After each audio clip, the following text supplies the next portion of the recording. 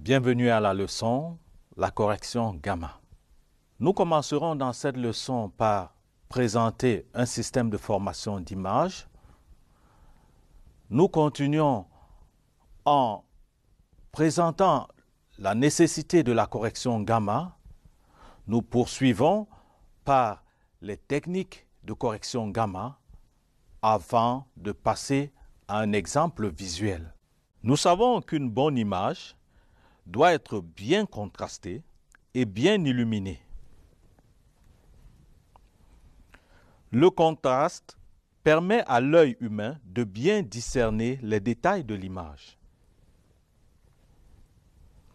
Alors que l'illumination, elle, permet d'avoir une image qui n'est ni trop sombre, ni trop claire. Nous avons ici un synoptique d'un système de formation d'images. Un faisceau lumineux part de l'objet à imager, atteint un capteur qui transforme le faisceau lumineux en tension, laquelle sera affichée par le système d'affichage. Nous savons très bien que par sa nature, l'œil humain distingue mieux les détails de l'objet à imager s'il existe une relation linéaire entre la luminance du faisceau lumineux et celle de l'écran d'affichage.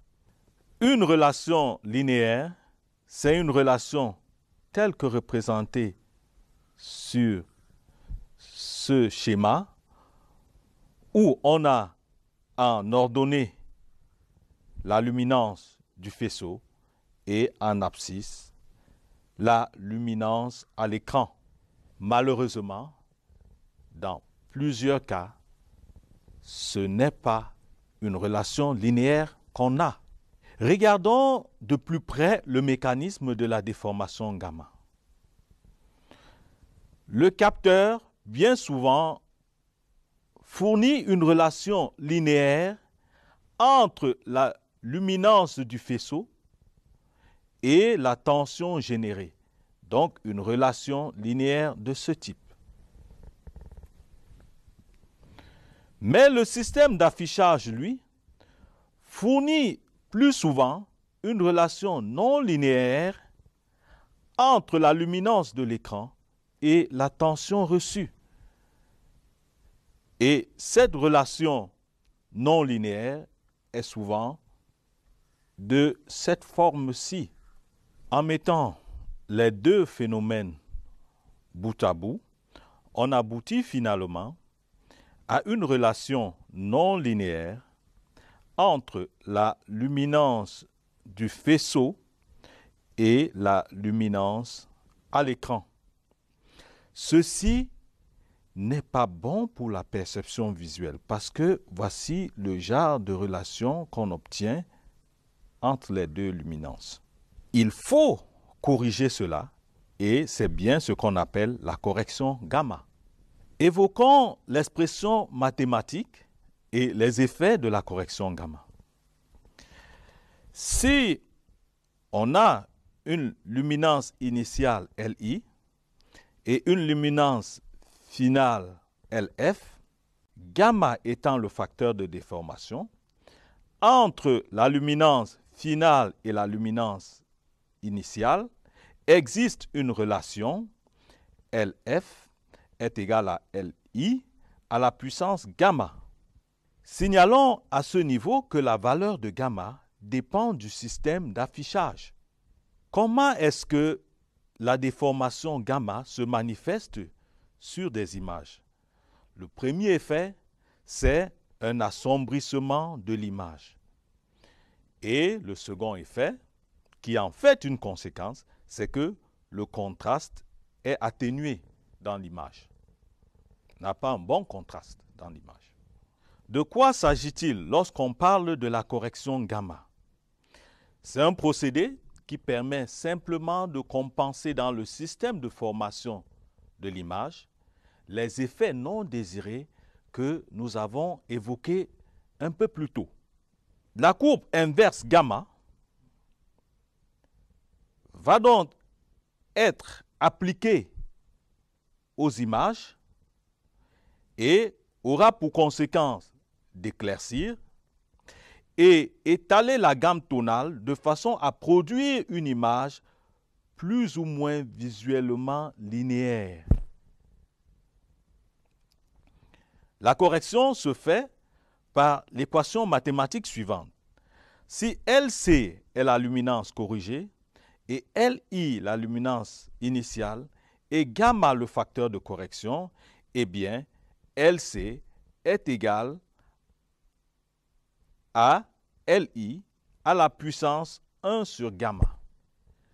On arrive à une situation où l'image de départ est linéaire par rapport à la luminance captée et l'image finale est linéaire par rapport à la luminosité perçue, ce qu'on désire avoir.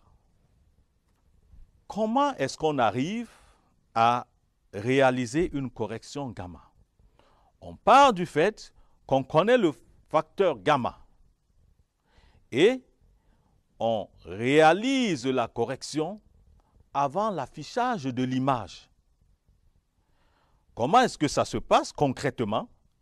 Eh bien, dans le dispositif de formation d'image qui est là, on insère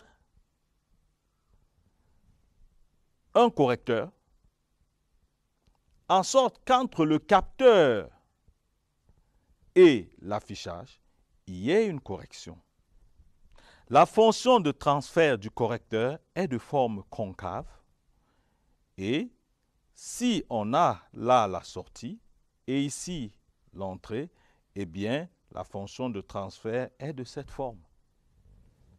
Lorsque le système est analogique, on utilise un correcteur analogique. Mais lorsque le système est numérique, on utilise très souvent des tables de transcodage qu'on appelle en anglais des lookup tables, abrégé LUT. Pourquoi est-ce que nous parlons spécifiquement des lookup tables? Parce que systématiquement, dans le cas des afficheurs matriciels à LED, c'est ce qu'on utilise pour faire la correction gamma. Nous avons ici un exemple d'une image qui n'a pas été corrigée. Ensuite, nous avons la nouvelle image qui est là, qui a été corrigée en appliquant la correction gamma. C'est une image à niveau de gris, mais nous aimerions signaler que le principe est exactement le même pour les images couleurs. Nous sommes partis dans cette leçon d'un système de formation d'images et nous avons clairement établi la nécessité de la correction gamma. Nous avons montré les méthodes qui permettent de faire la correction gamma et nous vous avons donné un exemple visuel. Vous avez certainement vu en passant des afficheurs matriciels sans savoir les méandres dans l'affichage des images qui permet d'aboutir à une bonne qualité d'image. Eh bien, dans ce cours, nous vous avons donné des éléments pour saisir ces méandres.